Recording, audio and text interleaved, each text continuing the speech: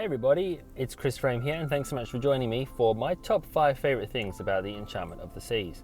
Enchantment of the Seas is a Vision class cruise ship that operates with Royal Caribbean, and she's a little bit different to the other Vision class cruise ships that are out there because in 2005 the Enchantment of the Seas was lengthened with a new section inserted in the middle of the ship which gives her some unique amenities on board.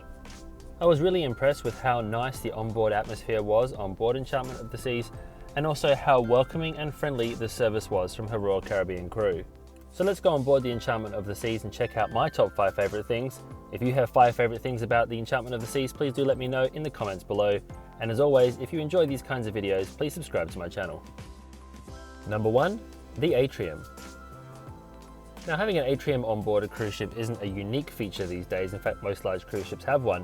But what's special about the Atrium on board Enchantment of the Seas is both its design and the way that it's utilised.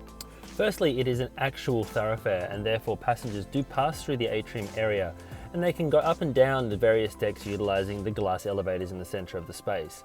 It's bright and airy thanks to lots of natural light, but it's also heavily utilised, and it's used as a venue to host art auctions and other events, as well as having cafes and restaurants that look out over the Atrium to draw attraction and draw crowds.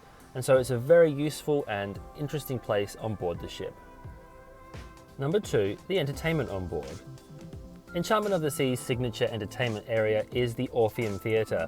Here, 870 passengers can enjoy high-quality production shows with excellent sight lines from all the seats.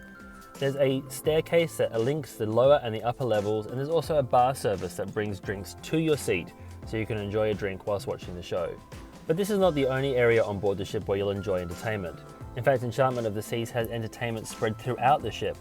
This is from simple things like bingo, which is a very highly entertaining experience on board Enchantment of the Seas, right the way through to art auctions and on-deck entertainment. This includes the rock climbing wall, which is a signature Royal Caribbean feature, and also bungee trampolines, a jogging track, and multiple swimming pools on board. And there's always crew at hand to help keep you entertained. Number 3, the dining on board. Now, like all Royal Caribbean ships, there are plenty of dining options on board Enchantment of the Seas, but I thought the most impressive dining venue on board the ship was the My Fair Lady dining room. This is a 2-level dining room with a grand staircase, which is perfect for photograph opportunities or to make that dramatic entrance. But what was really interesting about this restaurant is that while the food quality and the service were not quite what you would expect from some of the 5-star cruise lines, the crew's ability to keep you entertained was magnificent. And in fact, every evening they sang for the passengers, as well as having a grand performance at the end of the cruise.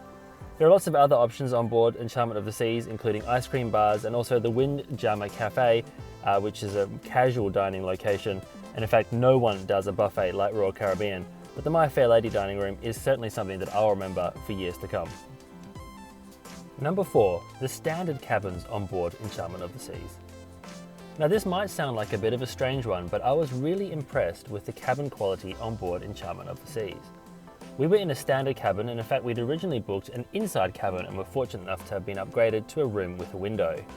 And I was really impressed with the space, the size, and the amenities that were offered inside our cabin. And once again, what stood out was the quality of the service that was offered, with the cabin attendants being very attentive, very friendly, and leaving us these nice little towel animals every evening when we came back to our cabin after dinner. It was these little touches, as well as remembering our names and the friendly greetings in the corridors, that made the experience stand out. And again, the corridors and passenger areas that linked to the cabins were of a very high standard, nicely kept, and it wouldn't have given away the age of the ship at all. Number 5, the open decks.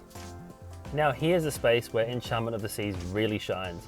She has a huge amount of open decks, and this was added to when she was given her lengthening with the installation of a central section in the middle of the ship, which gave this space for extra on-deck locations. This ship has it all. It's got a rock climbing wall, it's got a bungee trampoline, it has a jogging track, there's multiple swimming pools, and lots of spaces for you to sunbathe, meet with friends, and on-deck eating locations. In addition to the lifeboat deck, which is a traditional promenade, the top deck of the ship is terraced.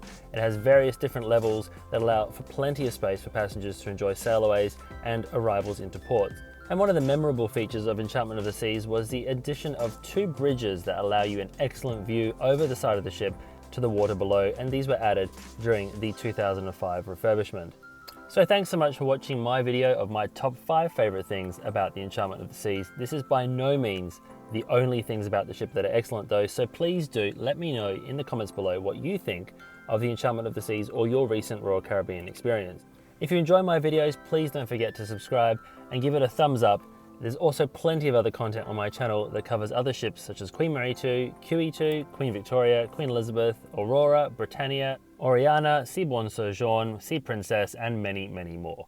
And once again, thanks for watching, and until next time, I hope to see you on board.